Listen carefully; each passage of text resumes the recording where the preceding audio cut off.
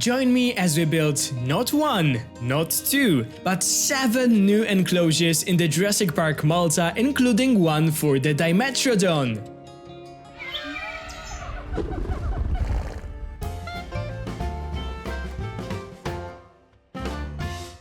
Hello guys, this is Caesar Creates, and welcome back to my channel. It's time for another episode of my collaboration with Jurassic Tom, Jurassic Park Malta, and this is the episode number 6. We'll have a look at everything that Tom's built in our park, and then of course I will continue building my own. I am very curious what he have built.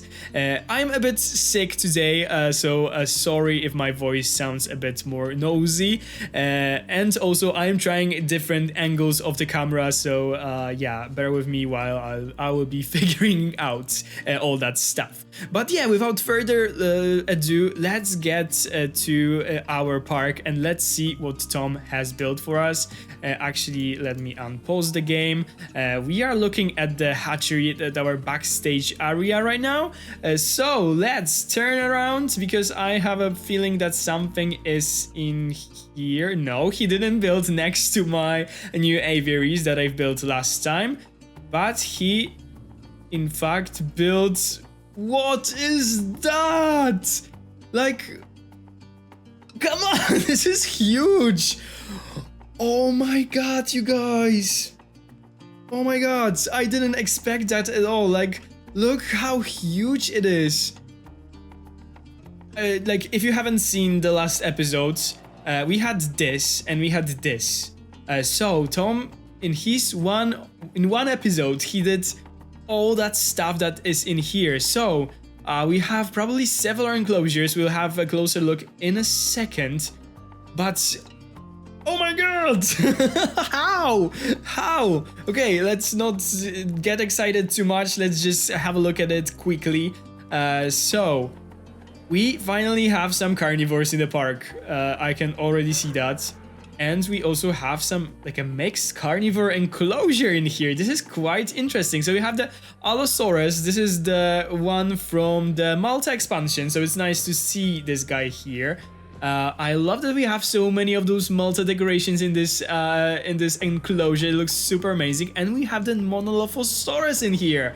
I hope that this time I won't mess up any names of the dinosaurs, as I always do. I am sure that Tom will have some, you know, laughs about me in his video. Okay, so we have the Dilophosaurus looking amazing. I just love this guy so much. I am not using him too much. Of course, they are panicking because they're Allosaurus with them. But wait, is that actually a tour in here? Because I see those lights. Oh yeah, there's a gyrosphere tour. Like, look at that. This is so amazing. Oh my god, Tom, like, wow. And the gyrosphere like goes through all those things. Oh my god, this is epic. Like, this is so nice. Like, just look at it, guys. Like, who would have thought about this? I just love it, and I love how it, like, it just belongs to the place, you know. It's so nice. And also, let's look at that part. So, okay, we have okay, already a dino that I cannot pronounce. Uacephalus. Okay, let's not do that again.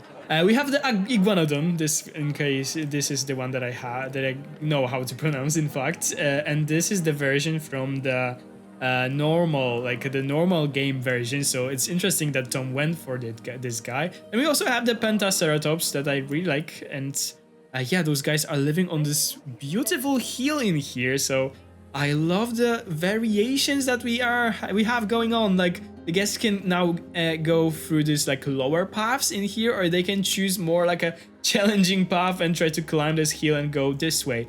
And this is so nice, and the look of my aviary looks amazing. Exactly what I wanted. So thank you, Tom, for not messing the view. Maybe there's 1 or 2 trees that I would delete, but besides that, it looks amazing. And in here, what we have in here, we have a little like oasis, so it looks really nice. And of course, some seats for the guests. We also have lots of shopping facilities and so on. And yeah, it looks just amazing. What can I say more? It looks amazing, amazing, amazing. Thank you, Tom. Just thank you for that, because oh my god, it looks so nice. And yeah, this is now my turn to build what I will do. I have no idea what I will do now. I was going into this episode with the, with my clear mind, no any expectations, anything, because it doesn't work, as you guys already know, for me in this series. So now I have to take my time and really figure out. But I love this. This is so nice. This is so nice. As a guest, I'll be terrified to be in this gyrosphere, but I love that this gyrosphere is going through this like ruined city of Malta and so on. This is such a clever idea. Why I didn't think about this? Like, come on, I could be first to do that, but yeah, obviously this is so nice. And this enclosure, I really love the shape of it. Okay, so the dinos probably cannot cross this, right? Because then this is not too secured, I think. But oh my god, this is so nice. This is so nice. This is better than I ever expected, and I am so glad that I'm taking part in this, because I am able to have a close look at all those things. So yeah, this is basically all when it comes to my amazing reaction to Tom's build. Tom's build is already probably too long. And okay, let me figure out what I will do in my episode, and I will go back to you guys in a second with the speed build portion of this video, and we'll add some more dinos to our park. So see you there, guys! Welcome again, guys, this time to the speed build portion of the video. As you can see, I came up with an idea, so join me as we are building 7 different enclosures. Yes, you heard it right. Today, in today's episode, I will add 7 different enclosures, and we'll have 9 different species living in those enclosures. So, when I looked at what Tom's built last time, I realized that probably the best thing to do in today's episode will be finish the whole section of the map. If you are familiar with this map, you probably know that there are those different big sections that are connected with those, I don't know, small valleys or just passes or something like that. So I decided that today I will finish this whole chunk of the map so that the park will look a bit more complete. It is no complete by any means, but right now we have this entire section basically done. And to do that, I had to somehow connect the hill on the right hand side that Tom has built in episode number 3, I believe. And I also had to connect it to the boulevard that he did last time and all the things that he created in his last episode. So this was the first struggle, because I had to come up with an idea how to connect all those things together. The only thing that I knew that I wanted to do in this episode is to include the Dimetrodon in this episode, because last time I totally messed up and I called our flying Dimorphodon Dimetrodon, and those are totally different creatures. So I decided to own that and to add the Dimetrodon in today's episode. So it will. This was my first idea, so it will for sure be included here. My greatest struggle of this entire episode were basically paths. Tom left some paths just unfinished, so I had to connect them somehow, and he left this like weird little thing in the middle of his broad walk or boulevard. There was this chunk of path, the red brick path, with a curved little staff path. I think this is called a staff path in there, like in the middle of this path, and this staff path was just ending inside of the desert that we have, and I had zero idea what I should do about it. I just, sat there, looked at that, and thought to myself, What the hell was he thinking?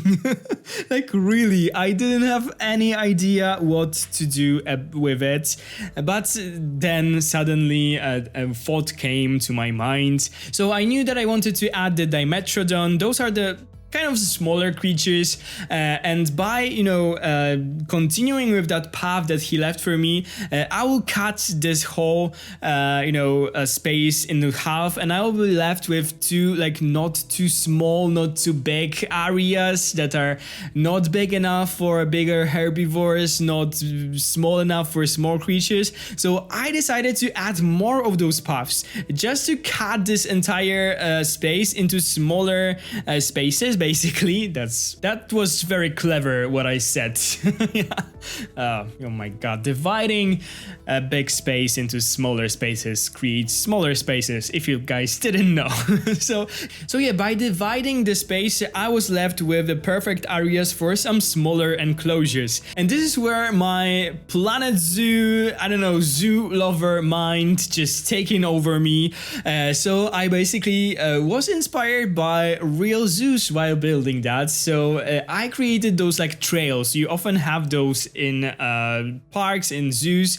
For example, you have an Amazon trail or anything like that, where you go through this narrow path and you have different enclosures of both sides. They are nicely blended into the environment. Sometimes there are a lot of tropical plants and so on included. Of course, we are building on a Malta like map that is not tropical by any means, but I decided to go for something like that using the all the plants that are available in the game and so on. This was my idea, but firstly I had to connect this whole hill that Tom did with the rest of the build. So when I'm talking about this is probably all finished. You all guys all saw that, but at least I am able to tell you what dinosaurs I added there. So I created there, firstly I just had to make this hill coming, sloping down, so that the guests won't have like a too challenging hike for them to go up this hill if they'll decide, to, I don't know, go back to the entrance and just leave the park using that way. So I tried to make this hill coming down as gentle as I was able to. And I added here two herbivores enclosure just to kind of like continue with the herbivores enclosures that we have on that slope of the hill.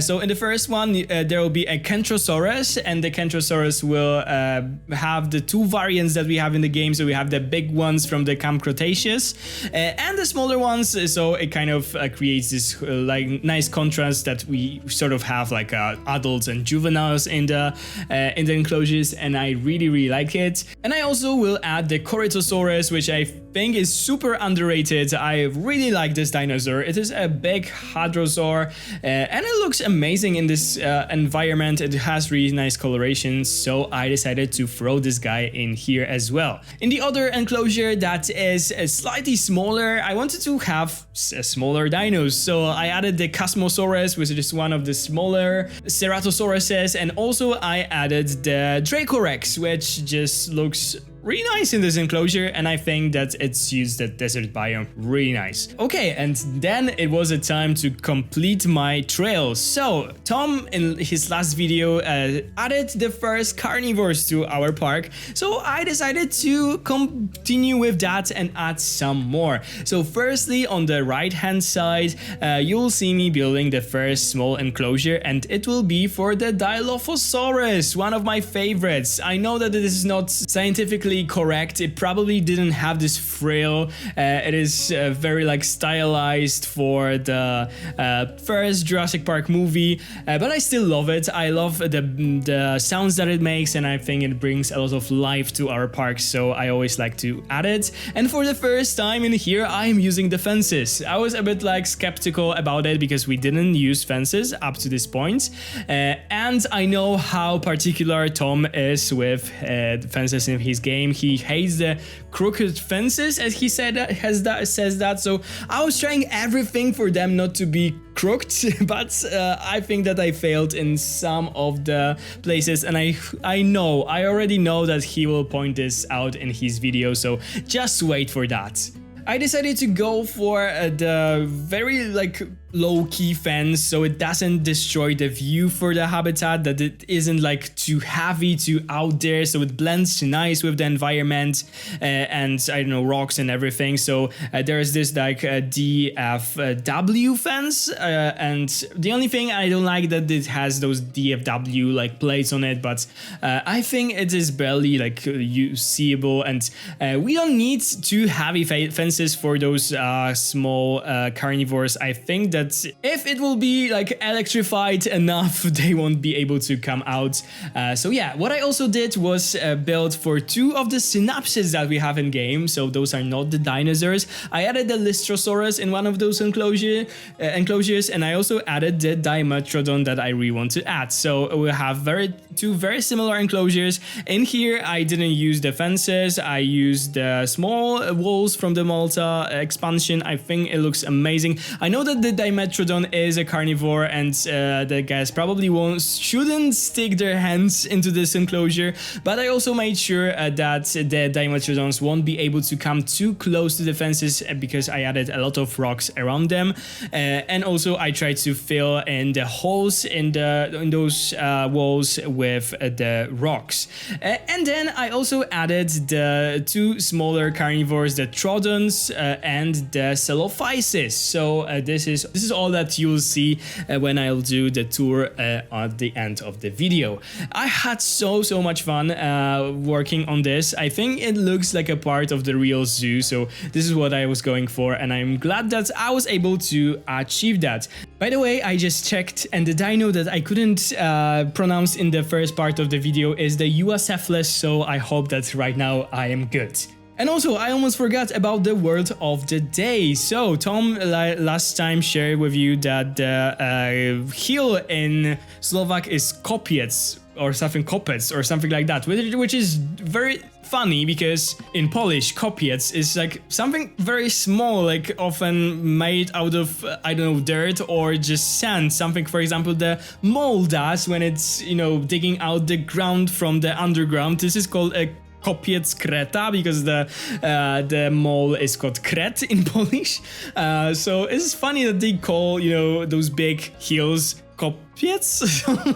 For me, I always imagine something very tiny. For us, hill is wzgórze.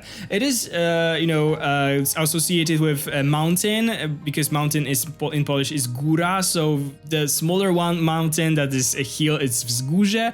And I am almost done with the video. Let me just share with you guys a world. Maybe I had so many problems with paths in today's video that I will share with you guys a world for the path. And path in Polish is ścieżka or droga, but droga is more like a road or something like that, but this is definitely a ścieżka. And that's all when it comes to the speed build. Let me meet you guys in a second in the real-time part of the video.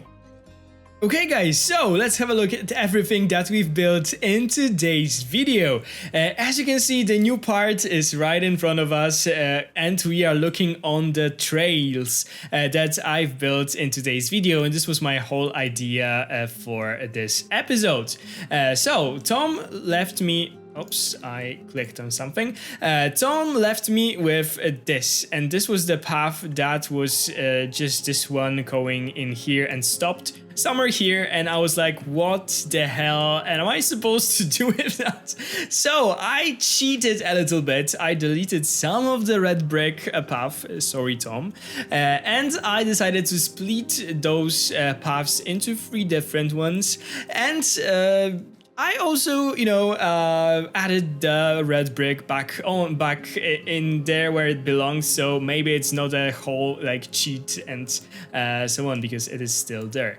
So when the guests arrive in here, they actually, let's jump into the capture mode so it looks all nice. They can choose those 3 different paths, and if they'll do so, they will, for example, if they'll choose this path, they'll go next to the Dilophosaurus, as you guys can see. So we are entering this path, and the Dilophosaurus leave in here. So we have the fence for the first time, but this fence is really see-through. It blends well with the rest of the build. and our Dilophosaurus are having their best time in here. And on the other hand side, we have the tiny Lystrosaurus, so our first synapsid in the park. I cannot see them right now. Oh, there's one. There's one enjoying a little water section. I also was unable to place more water in this habitat. I definitely wanted to, but yeah, I wasn't able to do so.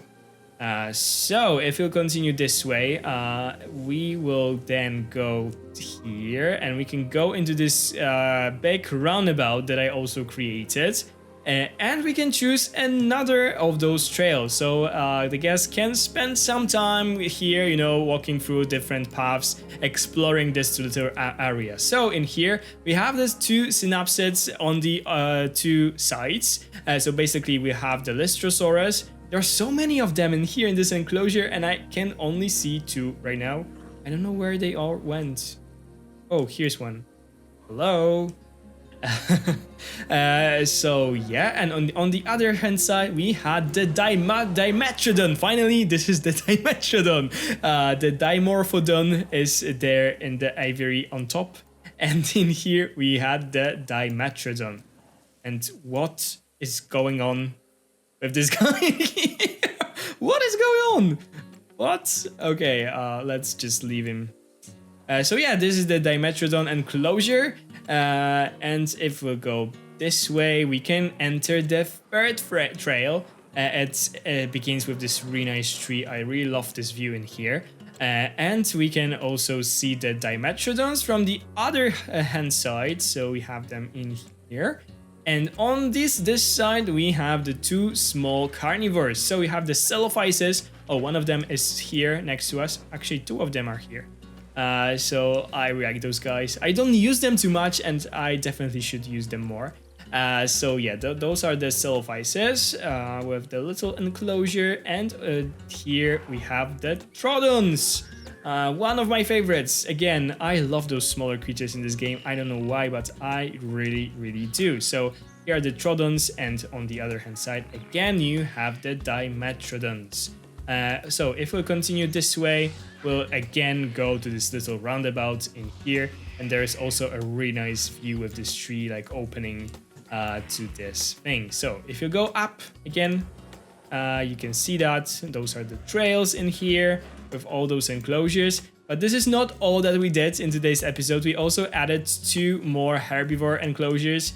So we have the Chasmosaurus. Those guys are fighting right now.